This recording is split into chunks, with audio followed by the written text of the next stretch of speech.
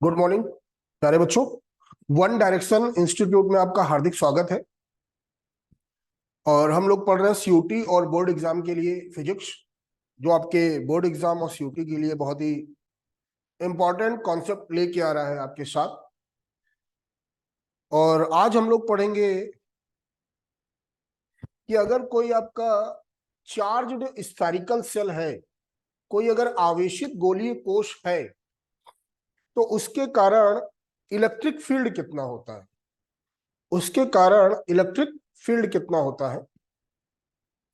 तो यहां पर आपके पास तीन पॉइंट्स होते हैं कि अगर कोई भी पॉइंट चार्ज्ड स्फेरिकल सेल के बाहर हो तो आउटर द सरफेस, पृष्ठ के बाहर कितना होगा।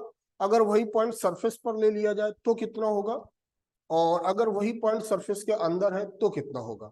दूसरी चीज, अगर कोई भी कंडक्टर होता है तो कंडक्टर को जब भी चार्ज दिया जाता है, किसी भी कंडक्टर को अगर चार्ज दिया जा रहा है तो उसकी सरफेस पर, आउटर सरफेस पर, उसकी आउटर सरफेस पर, बाहरी पृष्ठ पर जो चार्ज होता है वो यूनिफॉर्मली डिस्ट्रीब्यूट होता है। आउटर सरफेस पर डिस्ट्रीब्यूट होता है, तो यहाँ पे जो आपका चार्ज डिस्ट्रीब्यूशन हो रहा है सरफेस पर हो रहा है, तो यहाँ पर आता है surface charge density. Surface charge density जिसको हम लोग लिखते हैं सिग्मा, और सिग्मा बराबर होता है क्यू अपॉन ए। सिग्मा बराबर होता है क्यू अपॉन ए। ए होता है सरफेस एरिया, क्यू होता है आपका चार्ज, और जो सिग्मा होता है वो आपका होता है सरफेस चार्ज डेंसिटी, आवेश पृष्ठ घनत्व। आवेश पृष्ठ घनत्व। ओके, तो अब इसके बाद हम लोग आगे चलते हैं कि हम लोगों को जो देखना है इलेक्ट्रिक फील्ड।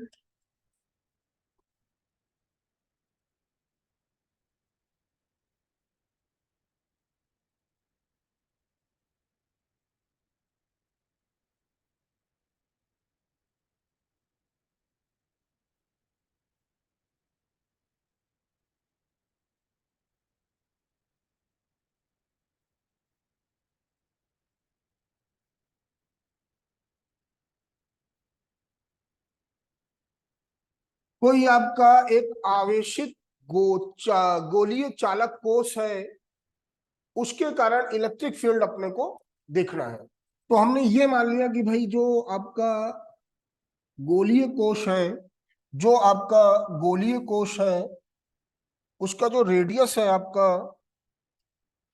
उसका जो रेडियस है आपका, उसका जो रेडियस है आपका,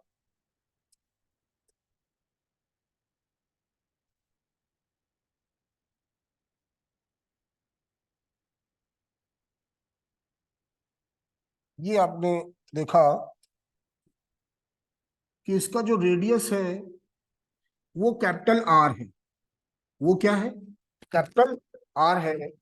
और इस पर जब हम लोग क्यू चार्ज देते हैं, कितना चार्ज देते हैं? क्यू।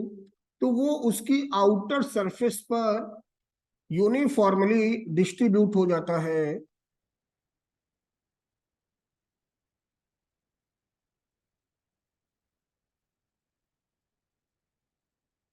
उसकी आउटर सरफेस पर यूनिफॉर्मली डिस्ट्रीब्यूट हो जाता है। तो यहां पर जो सरफेस चार्ज डेंसिटी होगा,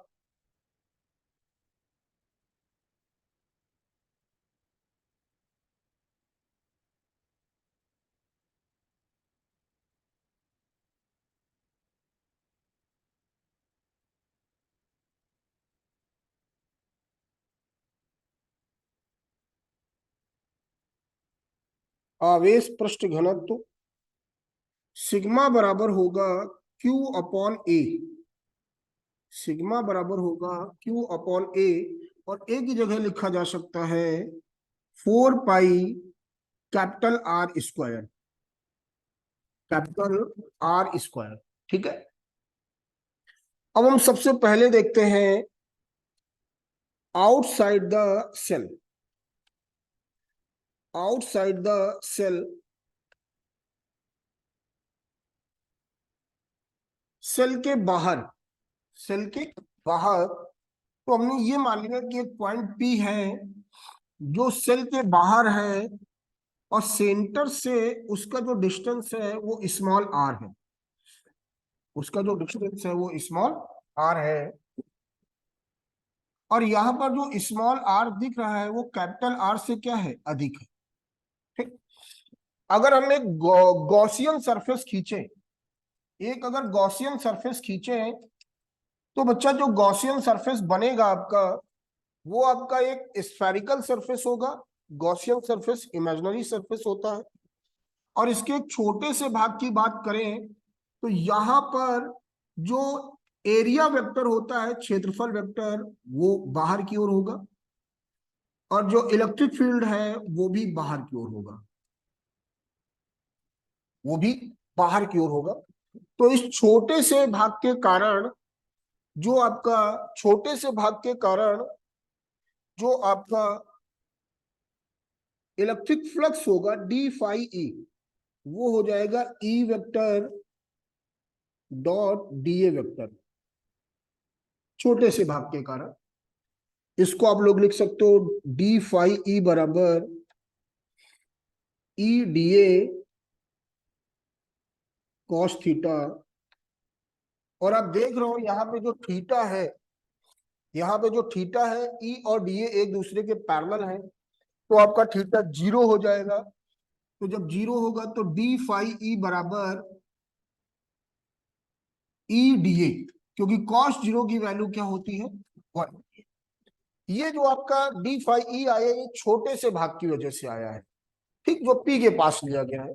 अगर इस पूरे गॉसियन सरफेस से, इस पूरे जो कैपिटल आर रेडियस का आपका स्फीयर दिखाई दे रहा है, अगर इस पूरे गॉसियन सरफेस से पास होने वाले इलेक्ट्रिक फ्लक्स की बात करें, तो इस इक्वेशन को अपन लोग क्या करेंगे, डिफरेंशिएट करेंगे, तो टोटल इलेक्ट्रिक फ्लक्स आपको प्राप्त हो जाएगा, ई डी। इसको आप लिख सकते हैं phi E integration E D. Gauss theorem से, गॉस लॉ से, जो फाई ई बराबर होता है, फाई ई बराबर होता है Q upon epsilon naught. Phi E बराबर क्या होता है, क्यू अपॉन एप्सिलॉन नॉट। तो यहां पे रख दिया गया Q upon epsilon not E integration DA. हमें निकालना क्या था, इलेक्ट्रिक फील्ड निकालना था। देखो ये इलेक्ट्रिक फील्ड आ गया। अब जो इंटीग्रेशन डीए है वो उस गॉसियन सरफेस का टोटल सरफेस एरिया है, और इस गॉसियन सरफेस की जो रेडियस है वो है स्मॉल आर। ये जो आपका स्फेरिकल सेल है वो है कैपिटल आर रेडियस का, लेकिन जो गॉसियन सरफेस बनाया गया है वो स्मॉल आर रेडियस का है। ठीक है। तो यहां पर हम लोग जो इंटीग्रेशन डीए है, जैसे इंटीग्रेशन एक्स आपका एक्स होता है, उसी तरह इंटीग्रेशन डीए आपका क्या होगा, ए होगा। लेकिन यहाँ पर जो ए लिया जाएगा वो गॉसियन सरफेस का सरफेस एरिया लिया जाएगा, और गॉसियन सरफेस का जो रेडियस है वो स्मॉल आर। तो यहाँ पर इंटीग्रेशन डीए की जगह पर हम लोग लिखेंगे 4 पाई स्मॉल आर स्क्वायर।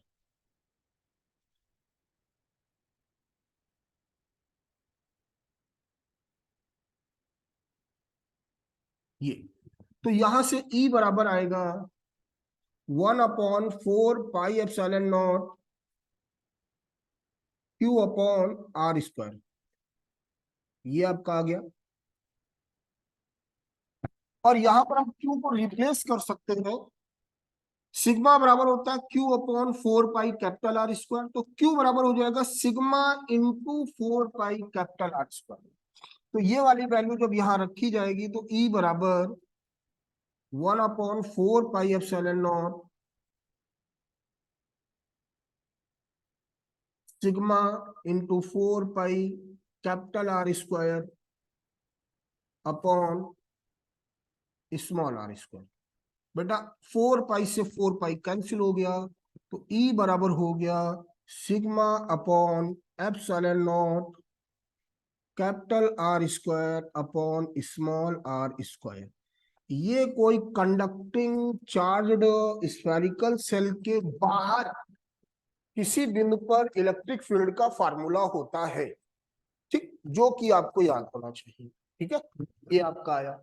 तो यहाँ पर हम लोगों ने ये सीख लिया कि बाहर जो आपका है small R is greater than capital R, उसके लिए ई बराबर sigma upon epsilon naught capital R square upon small R square होता है। ठीक, अब हम लोगों को आगे चल के सीखना है सरफेस पर अगर यही पर जो पॉइंट पी है, यही जो पॉइंट पी है ये सरफेस पर ले लिया जाए, यहां पर ले लिया जाए तो फिर क्या होगा। ठीक है, तो उसके लिए हम लोग आगे चलते हैं और इस स्क्रीन को हम लोग क्या करते हैं, साफ करते हैं।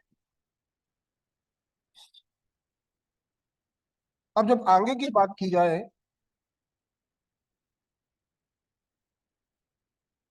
तो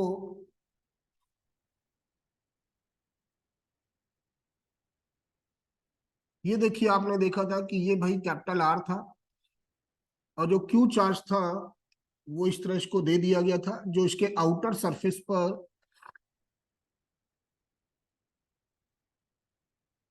एक समान रूप से क्या था, यूनिफॉर्मली क्या था, डिस्ट्रीब्यूट था।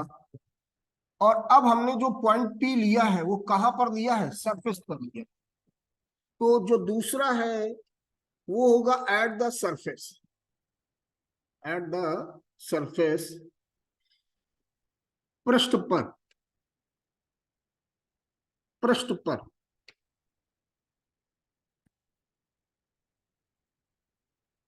तो पृष्ठ के लिए आप देखेंगे कि जो सेंटर से जो दूरी होगी स्मॉल आर वो रेडियस के क्या होगी, बराबर होगी। जबकि जब ये पॉइंट बाहर था तो जो दूरी आ रही थी सेंटर से स्मॉल आर वो रेडियस कैपिटल आर से क्या आ रही थी, बड़ी आ रही थी। लेकिन अगर वही पॉइंट सरफेस पर ले लिया जाए तो जो दूरी होगी सेंटर से स्मॉल आर वो रेडियस के क्या हो जाएगी, बराबर हो जाएगी। तो जो हमने पीछे फार्मूला पढ़ा था कि आउटसाइड द स्फीयर जो इलेक्ट्रिक फील्ड होता है ई बराबर sigma upon epsilon naught capital R square upon small R square, तो वहां पर हम लोग कैपिटल आर की जगह पर स्मॉल आर रख देंगे तो ई बराबर आएगा सिग्मा एप्सिलॉन नॉट, और कैपिटल आर की जगह पर स्मॉल आर रख दिया है, नीचे स्मॉल आर स्क्वायर था ही, तो ये आपस में क्या हो जाएगा, कैंसिल हो जाएगा। तो ई बराबर क्या हो जाएगा, sigma upon epsilon naught, sigma upon epsilon not. तो यहां से ये हम लोगों ने सीख लिया कि अगर कोई भी स्फेरिकल सेल है, कोई भी कंडक्टिंग चार्ज स्फेरिकल सेल है, तो उसके सरफेस पर जो इलेक्ट्रिक फील्ड है वो सरफेस चार्ज डेंसिटी पर डिपेंड करता है। अगर दो आपके चार्ज स्फेरिकल सेल है उनकी रेडियस अलग अलग है, उनकी रेडियस क्या है, अलग अलग है, तो रेडियस अलग अलग होने पर अगर उनकी सरफेस चार्ज डेंसिटी बराबर आ रही है, उनकी सरफेस चार्ज डेंसिटी बराबर आ रही है, तो उन पर जो इलेक्ट्रिक फील्ड का रेशियो होगा वो क्या होगा, सेम होगा। मतलब कहने का, अगर दो आपके चार्ज स्फेरिकल सेल ले लिए जाए जिनकी रेडियस आप देख रहे हैं अलग अलग है, डिफरेंट डिफरेंट है, लेकिन दोनों के लिए जो आपका सरफेस चार्ज डेंसिटी है वो बराबर है। दोनों के लिए जो सरफेस चार्ज डेंसिटी है वो आपस में क्या है, बराबर है। तो रेडियस अलग होने के बाद भी अगर सरफेस चार्ज डेंसिटी बराबर है तो दोनों स्फेरिकल सेल के सरफेस पर जो इलेक्ट्रिक फील्ड का रेशियो होगा वो 1:1 होगा। इस फार्मूले पे आप देखेंगे एप्सिलॉन नॉट तो आपका एक कांस्टेंट है, तो ई प्रोपोर्शनल टू क्या है, सिग्मा, और यहाँ पे इस कंडीशन पर सिग्मा बराबर दे रखा है, तो E1/E2 आपका क्या हो जाएगा, 1:1। ठीक, ओके। तो ये चीज आपको क्लियर हो गई होगी। और ये भी हम लोगों ने सीख लिया कि जो सरफेस पर इलेक्ट्रिक फील्ड होता है वो होता है सिग्मा अपॉन एप्सिलॉन नॉट। ठीक है ना। अब हम बात करते हैं इनसाइड द स्फीयर,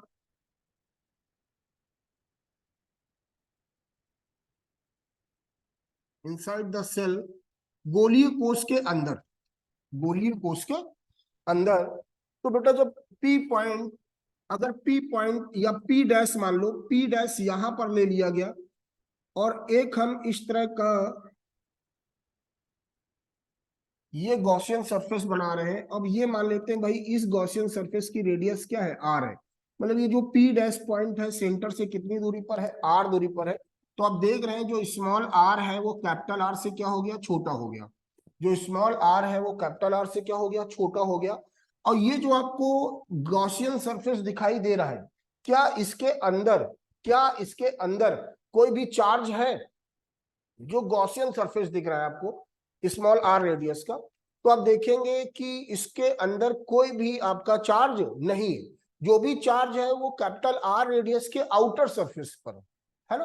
तो उसके अंदर कोई चार्ज नहीं है। जब कोई चार्ज नहीं होगा तो उससे गुजरने वाला जो आपका इलेक्ट्रिक फ्लक्स होगा वो जीरो होगा। और जब इलेक्ट्रिक फ्लक्स जीरो होगा तो बेटा जो ई आएगा वो आपका क्या आ जाएगा, जीरो आ जाएगा।